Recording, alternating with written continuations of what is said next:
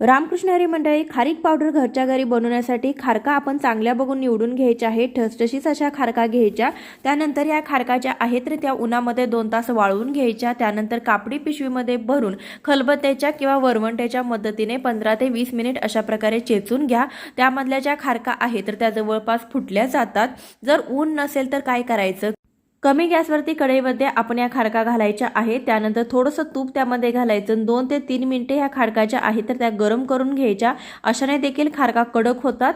यानंतर आपण ह्या खारकाच्या आहेत तर त्या सांगितलेल्या पद्धतीनेच आपण एखाद्या थंड करून पिशवीमध्ये कापडी घालून घ्यायच्या आणि व्यवस्थित फोडून घ्यायच्या। फोडल्यानंतर त्याचं जे फूल असतं ते फूल आणि ज्या बिया आहेत तर त्या वेगळ्या करायच्या। त्यानंतर ह्या ज्या खारकाचे तुकडे आहेत तर ते तुकडे मिक्सरमध्ये घालून घ्यायचे आणि आपण याची पावडर बनवून घेणार आहोत। तर अगदी सहज याची ही पावडर बनली जाते। अगदी बारीक आपल्याला पाहिजे तशी ही पावडर बनते। अतिशय सोपी रेसिपी आहे।